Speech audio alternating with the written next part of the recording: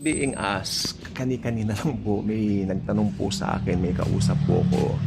Sabi niya, Pastor, ano pong masasabi ninyo nag-e-escalate yung giyera sa Iran at saka sa Israel? Sabi ko naman, siyempre tulad ng lagi kong sinasabi, hindi naman nagtatapos talaga yung gulo diyan ako dahil nakalagay po kasi yan sa Biblia ako. Then hindi, sabi niya. Pero marunong yung marunong yung may helicopter Yan. Marunong yung nagtanong kasi ang sabi niya na escalated yung gulo. Marami nang pinapauwing mga Pilipino na mga manggagawa para makaligtas doon sa gulo doon sa Middle East na ganyan. Well, ako, sabi ko naman, matagal na po yan, kuya ako, rooted pa po yan sa Bible. Well, rooted po yan sa Bible, mga kaibigan. Yang present Iran, yan po yung Persia. Alam naman natin yung Persia. O sige, ano yung mga example na mga pangyayari sa Bible na mabayat ako ano yung mga pangyayari sa Bible na yung Persia ang main na bansa na sinasabi. Diyan po naganap yung kay Queen Esther, 'di ba? Alam naman ni si Queen Esther. Diyan yung si Haman na kaaway ng mga Israelites, pinagbalakan ng masama yung mga Israelites, 'di ba? Tapos yung hari noon na nagkagusto kay Esther na napangasawa siya, pinabitay si Haman. Yan, doon po 'yan. Tapos si King Cyrus, isa po siyang Persian. Si King Cyrus ang ginamit ng Panginoon para iligtas ang para iligtas ang mga Israelita sa mga Babylonians, 'di ba? Dahil kay King Cyrus, sila po ay nakauwi ngayon sa kanilang mga anong tawag dito? Kanilang mga bahay-bahay sa Israel. At hindi lang po nagtapos diyan dahil ito pong si King Cyrus ay nagbigay po ng pahintulot na maitayo yung templo ng mga Hudyo during that time sa pangunguna nga po ni Nehemiah. Okay? So alam niyo po ba yung mga pangyayaring yan? So yan po ang masasabi ko po na sa panahon po natin ngayon ay talagang patuloy yung tinatawag na conflict. Pero nakakalungkot lang po kung pag-aaralan natin yung mga Persians na ngayon modern day Iran, no? Sila po yung ginamit ng Panginoon dati para iligtas ang Israel sa mga Babylonians, particular kay Nebuchadnezzar, 'di ba? Pero nakakalungkot ngayon yung ginamit niya, makinig po mabuti, mahalaga po 'to, yung ginamit niya na magligtas sa mga Israelites. Ngayon naman, pine-persecute sila bilang Iran sa Israel. 'Di ba? Yan ang nakita ko po ngayon. So, ang akin lang po masasabi rito ay biblical po yan. At yan po ay nakatala na po sa Biblia. Wala na po tayong magagawa dyan. Para po sa akin. Nakatakda na po yan. Matagal na po yung conflict. Tapos may nakita po ako sa TV, nagtataka siya, bakit daw ba nag-aaway yung Israel at saka Iran at saka yung mga ilang mga Middle Eastern countries? Well, ang sagot po dyan ay nasa Bible po kasi yan. Hindi po ba? Natatandaan niyo po si Esau at saka si Jacob. Si Jacob, siya po yung ninuno ng mga Israelita, kaya si Jacob tinawag na Israel.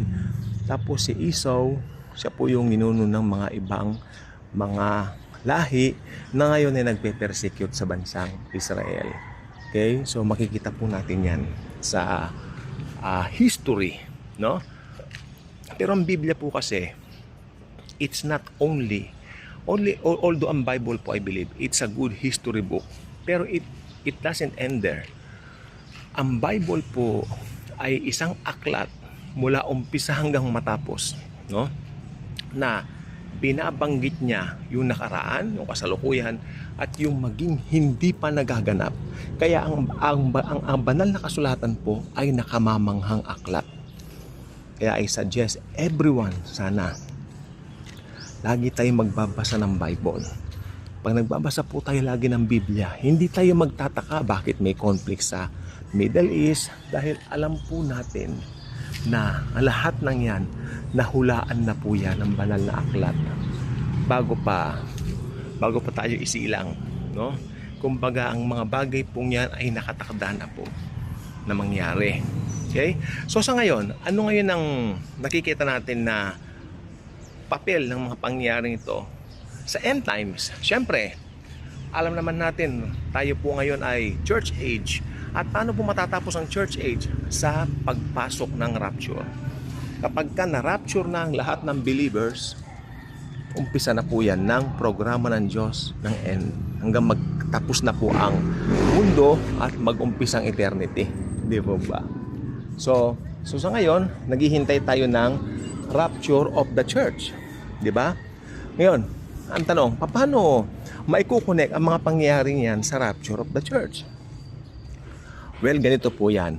Pag yung gulo pong yan sa Middle East, sa Israel ay nag-escalate, no? Pag yung gulo pong yan sa Israel ay talaga nagtuloy-tuloy na, okay? Meron pong isang mamamagitan dyan na punong-puno ng karisma at malamang yung taong yan ay yung Antikristo na. Pero ito po ang good news ko, uulit-ulitin ko to, and I stand for this, kapwa ko mga believers. Bago po dumating yon, no, ira-rapture na ng Panginoon ang kanyang iglesia. Ira-rapture na ni Jesus ang kanyang church. No? Kaya bago pa dumating yung mamamagitan na yan, yung magkikipag-peace treaty na yan, alam na po yung gagawin ng Antikristo. Ira-rapture na po ng Panginoon ang church. Kaya mahalaga po yan kasi escalated po yan eh. Yung aaway na yan ngayon sa Middle East. Alam niyo po ba, bantayan nating mabuti yan. Kasi anytime now, naniniwala po ko, pa mag-escalate pa yan, magra-rapture na po talaga. Magra-rapture na po talaga. Kasi dyan na po lalabas yung magiging tagapamagitan.